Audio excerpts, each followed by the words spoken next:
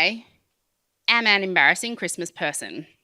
Like my tree goes up in early November, the same time I start cranking Mariah unapologetically. I consider the Christmas season the most wonderful time of the year. At least I did before the incident happened. In the 2022 Christmas season, something so nightmarish happened to me it would forever taint my love of the time of year I look forward to most.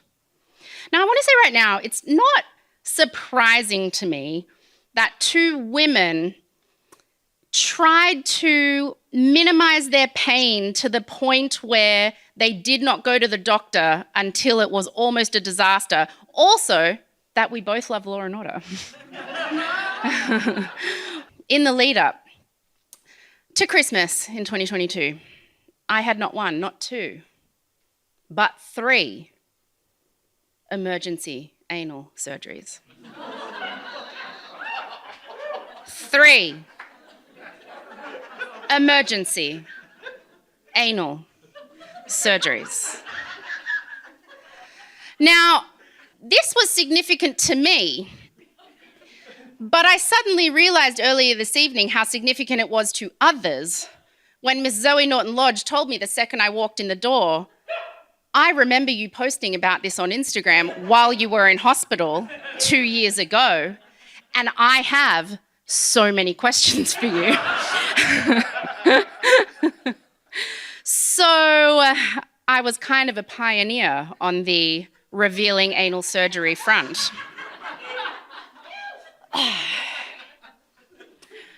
It started with 6 days of the worst stomach bug I had ever had.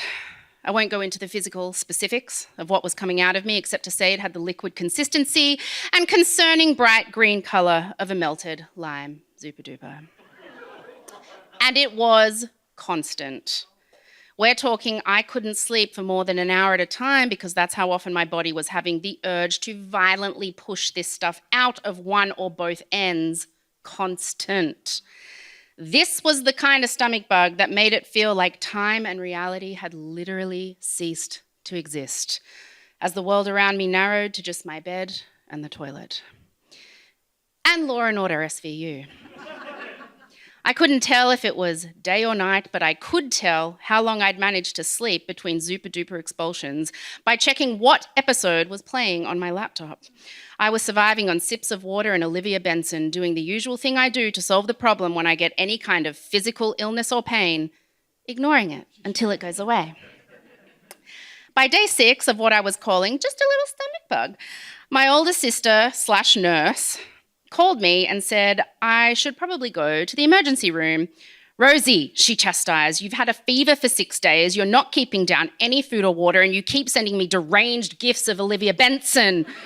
If it's nothing, it's nothing. At the very least, they'll give you some fluids.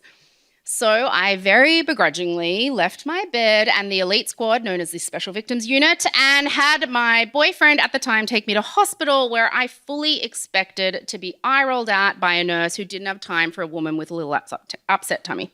But I must have looked bad, because what I got was less of an eye roll and more of a horrified gasp.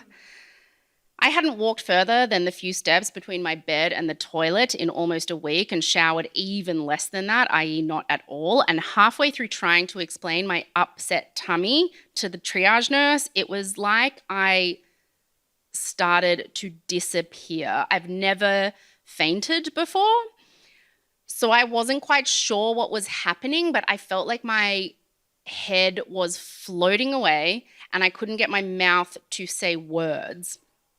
The next thing I know, I wake up in a bed and I'm being told my temperature and blood pressure are both dangerously high. A doctor was suddenly there, then 2. They exchanged concerned medical jargon while I mumbled incoherently about crime on the streets of New York City. I was taken to an isolated room. Blood was drawn, an IV inserted. It was all happening very, very fast. I also quickly realised the room had no toilet, and I was still, dealing with regular intervals of the melted Zupa Duper situation. I hobbled over to the door, intending to find somewhere on this ward to poop, when a slightly panicked nurse told me through the glass that I was not allowed out.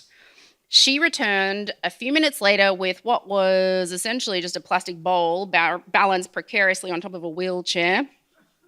But I was so desperate to go, I would have popped a squat on the floor at that point. Also, in my rush to do my business, I didn't immediately clock that she was now in full medical head-to-toe hazmat gear.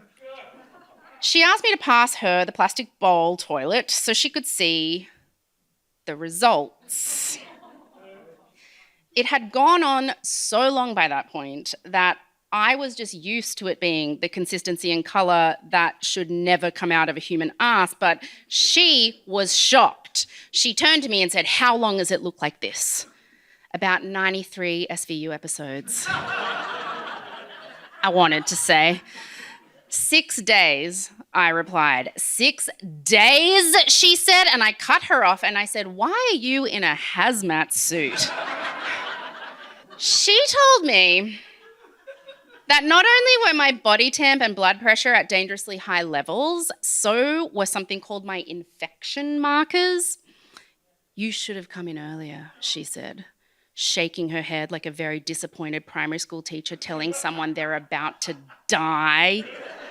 Another doctor then came along, also in full hazmat gear, and explained that they didn't know what was causing my symptoms and the infection marker thing had them really worried, and until they knew exactly what it was, they couldn't risk that it wasn't some major contagion that could take down the whole hospital and possibly the entire state of Victoria. Yeah, so this was a hospital room in Melbourne in 2022, just out the other side of some of the strictest COVID lockdowns in the world. So that might explain the hazmat suit level panic. They asked me a million questions about where I'd been, what I'd eaten, what my partner had eaten, if he was sick, if either of us had been overseas. They contacted restaurants I'd been to, and they called my local supermarket to check if anyone else had been sick. In the meantime, they were going to take some of my liquid Zupa Duper poop and grow cultures on it in the lab, which would then enable them to identify what we were dealing with. So hazmat suits, infection markers, growing cultures. Forget SVU. I was in an episode of fucking House.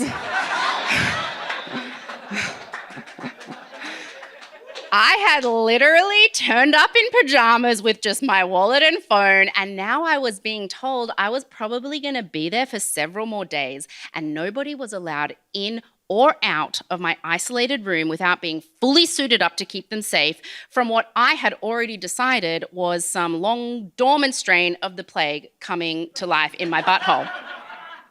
And I was not prepared. I didn't even have my phone charger. My boyfriend had to hand it to a security guard outside the hospital, who then handed it to a nurse who quickly and fearfully shoved it through the door of my room the same way Clarice Starling shoves things into Hannibal Lecter's cell in The Silence of the Lambs. Thank God for that phone charger, though, because I ended up spending 5 days in that room watching TikTok and waiting for an answer.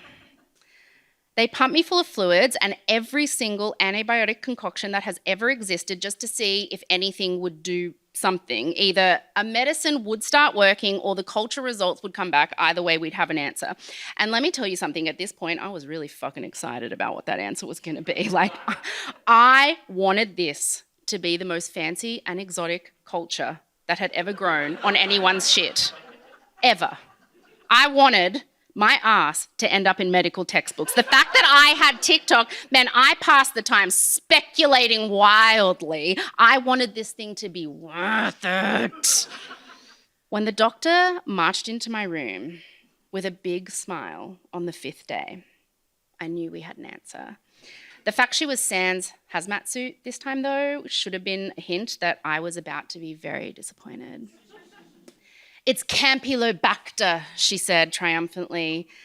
And I looked at her embarrassingly earnestly. "Oh my God," I replied.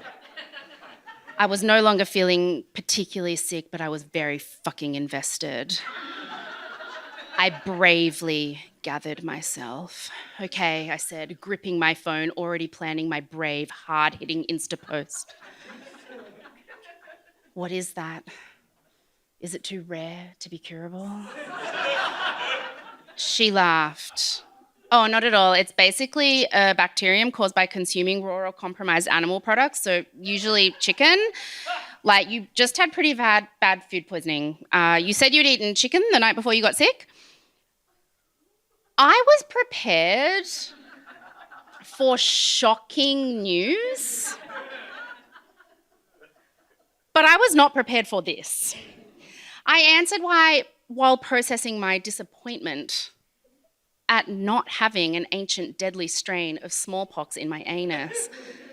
Yeah, I had chicken at the pub, I said, but I shared it with my boyfriend and he's been fine.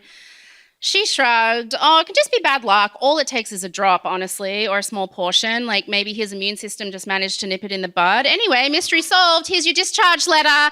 And then she just left. And I was just sitting there.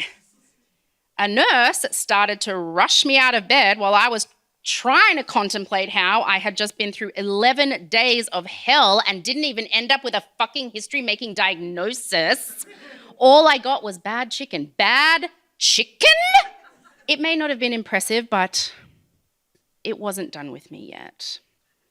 I'm sure I've horrified you enough at this point that some of you may have forgotten.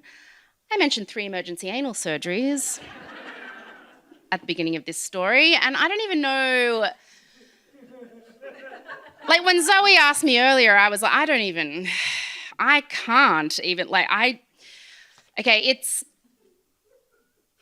this will be painless. I mean, for you. Deep breath. The Campylobacter caused the 11 days of liquid pooping, which caused a buildup of acidity, which caused a weakening in my anal wall, which caused an anal fissure, which caused a perianal abscess, which caused an infected perianal fistula, which caused sepsis, all of which required 3 emergency anal surgeries a week later, and it all started with some bad chicken. Stay safe out there, kids, and Merry Christmas. Rosie, Waterland!